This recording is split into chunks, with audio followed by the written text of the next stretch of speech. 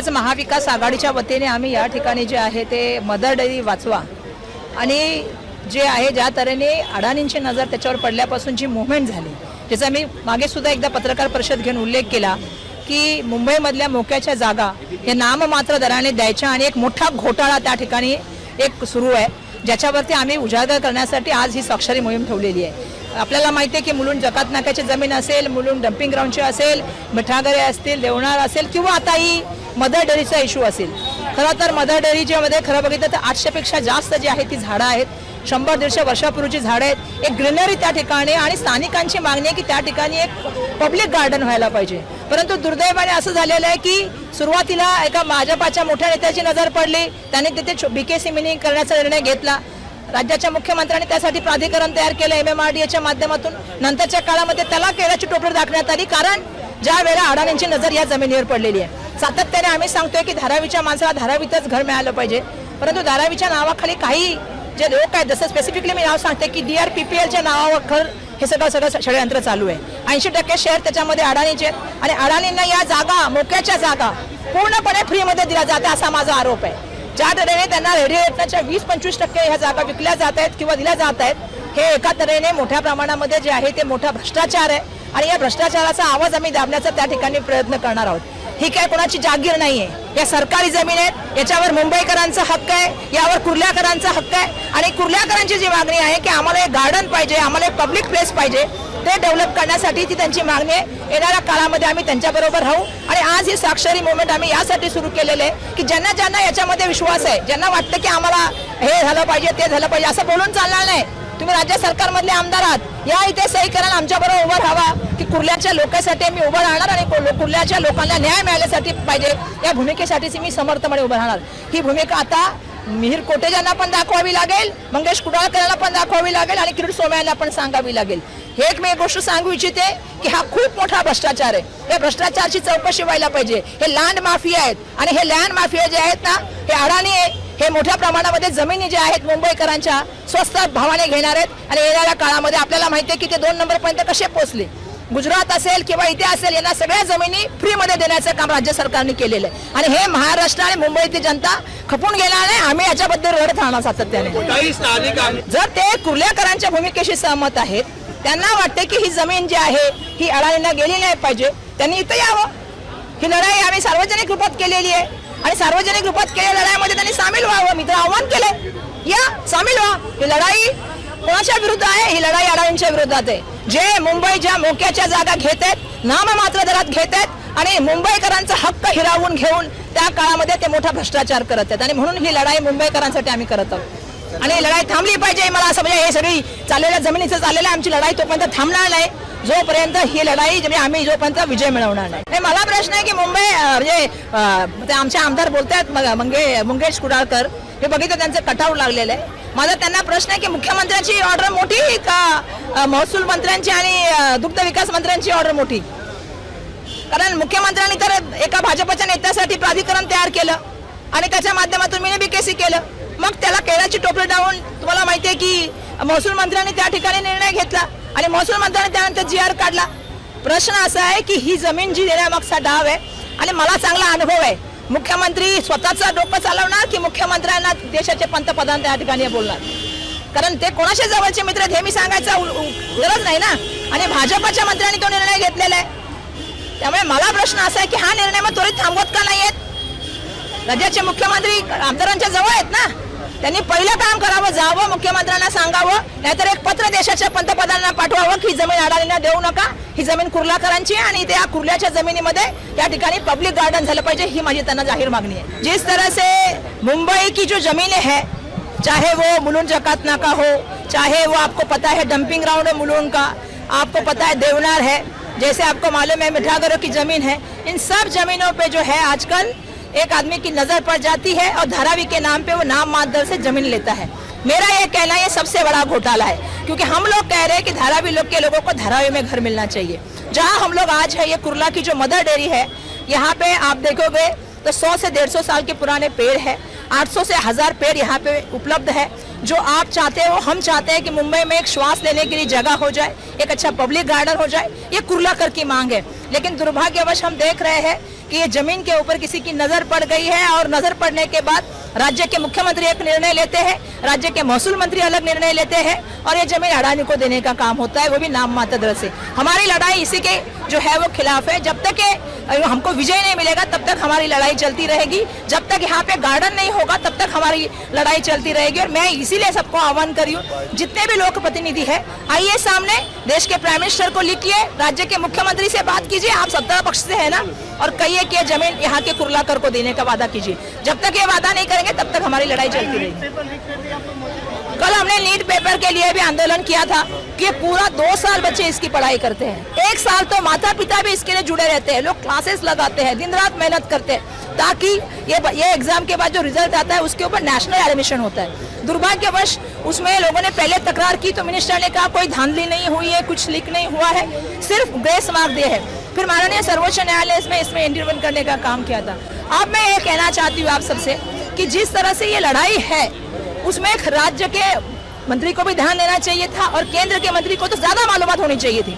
आप परीक्षा पे बात करते हैं, चर्चा करते हैं, परीक्षा में फेलियर और लीक के बाद देश के प्राइम मिनिस्टर बात क्यों नहीं कर रहे, वो चुप्पी क्यों साधे हैं? आज लाखों बच्चों का भविष्य अंधकार में है। अब वो एग्जाम होगी कब, उसका रिजल्ट आएगा कब, एडमिशन होगा कब, जो फॉरेन में पढ़ना चाहते हैं उनका होगा क्या? ये सारे सवाल हम लोग इसलिए ला रहे हैं क्योंकि ये बच्चों की जिंदगी का सवाल है। कुछ बच्चों ने आत्महत्या की है, दुर्भाग्यवश ये बात है। मैं बच्चों से भी कहूंगी कि ऐसे कोई जो है वो ऐसे पाउल नहीं उठाए, लेकिन राज्य के और देश के मुझे यही कहना है कि देश को हमने मांगा है, जब तक मिनिस्टर राजीनामा नहीं देगा तब तक हम आंदोलन करेंगे। क्योंकि मैं देख रही हूँ रेलवे के अपघात हो रहे, कोई कार्रवाई नहीं, अस्पताल के हो रहे, कोई कार्रवाई नहीं। देश के प्राइम मिनिस्टर कोई चीज की जिम्मेदारी ना मिनिस्टर पे डालते हैं ना खुद लेते हैं। सिर्फ चंद्रयान जब जाता है तो उसके बारे में बात करने आते हैं, तो जब ये चीजें भी होती है तो उसकी भी जिम्मेदारी लेनी चाहिए, ये मेरा कहना है। मैं स्थानिक माजी नगर सेविका शिवसेना उद्धव बाळासाहेब ठाकरे प्रवीणा मोरस। सभी को पता है कि मातृ दुग्धशाला मदर डेयरी जो सालों से यहाँ पे नेहरू नगर और कुर्ला का आत्मा है, श्वास है। तो ये जो अभी सरकार है उसका बहुत बड़ा षड्यंत्र है कि यहाँ पे धारावी का पुनर्वसन होए। धारावी के पुनर्वसन के लिए हमें बिल्कुल ही विरोध नहीं है, उनका पुनर्वसन ये होना ही चाहिए, लेकिन उनका पुनर्वसन ऐसा होना चाहिए जहाँ पे उनका खुद की तकलीफ़ ना होए। घर में बच्चे हैं, उनका छोटा मोटा रोज़गार है, तो वो वहीं पे होना चाहिए जहाँ पे उनका आना जाना पास हो। तो धारावी में अंदर ही अंदर कहीं छोटे मोटे ग्राउंड्स है, तो ग्राउंड्स में उनका पुनर्विकास हो सकता है। ये जब हम आदित्य साहब से इस बारे में बात किया, जाके एक मीटिंग हुई आदित्य साहब के साथ, मैं थी और हमारे नेहरू नगर के लोक चळवळ के सदस्य थे। उनको आदित्य साहब ने हमें मार्गदर्शन किया कि धारावी में अंदर ही अंदर कई गार्डन्स है छोटे मोटे, वहाँ पे उनका पुनर्वसन हो सकता है। अगर ये पर्याय शासन के पास है तो शासन को ये 21 एकड़ ज़मीन क्यों इंडस्ट्रियलिस्ट को ही देनी है और ये वहाँ पे क्यों कंक्रीटीकरण करना है? अभी हम देख रहे हैं कि कितनी सारी गर्मी बढ़ रही है। मुंबई में इतने सालों में कभी जितनी गर्मी नहीं हुई उतनी गर्मी हम अभी एहसास कर रहे हैं। पानी की पूरी कटौती हुई है, लोगों को पानी नहीं मिल रहा है, बारिश नहीं हो रही है, तो कहीं ना कहीं हम निसर्ग पे अत्याचार कर रहे हैं, निसर्ग को मार डालने की कोशिश चालू है सरकार की। तो हम ये निवेदन लेके आदित्य साहब के पास गए थे। आदित्य साहब का पूरा पाठिंबा है ये चळवळ को, लोक चळवळ को, और ये जो मदर डेयरी पे जो पुनर्वसन हो रहा है उसके लिए।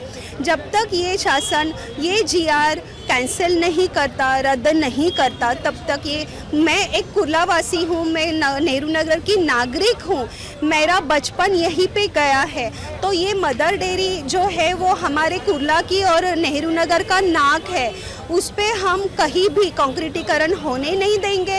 ये आज छोटी सी चिंगारी है, इसका बहुत बड़ा आंदोलन होने वाला है। जब तक ये GR कैंसिल नहीं होता, जब तक यहाँ पे गार्डन ज्येष्ठ नागरिकों के लिए घूमने के लिए नैसर्गिक रीत्या वहाँ पे सब सुशोभीकरण नहीं होता और GR कैंसिल नहीं होता, तब तक नेहरू नगर वासी, कुर्ला वासी रोड पर आएंगे और आंदोलन करेंगे। शिवसेना उद्धव बाळासाहेब ठाकरे के सारे पदाधिकारी, शिवसैनिक, कांग्रेस के सारे पदाधिकारी, शिवसैनिक, आपके सारे पदाधिकारी, शिवसैनिक यानी महाविकास आघाड़ी के सारे कार्यकर्ता और पदाधिकारी यहाँ पे मौजूद है और हमारी टीम ऐसे ही काम करती रहेगी जब तक GR कॅन्सल नहीं होता। काँग्रेसची माजी सचिव, जेव्हा मला कळालं की आता आमची ही डेअरी इथून जाणार आणि इथे टोलेजंग इमारती होणार आहे, आमच्या अक्षरशः डोळ्यामध्ये पाणी आलं।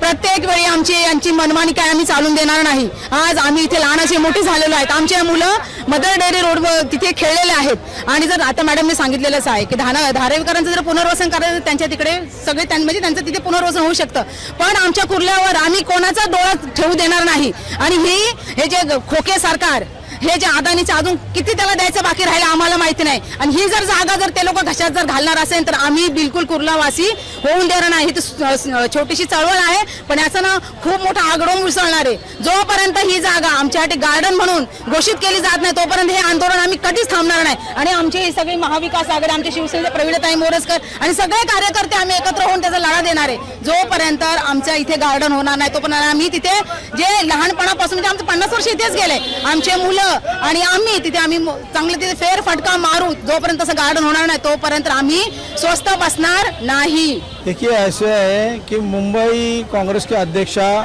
और इस इलाके की खासदार माजी मंत्री प्राध्यापक वर्षाताई गायकवाड़ जी के नेतृत्व में आज महाविकास आघाड़ी की तरफ से कुर्ला नेहरू नगर में स्वच्छता मुहिम ली गई।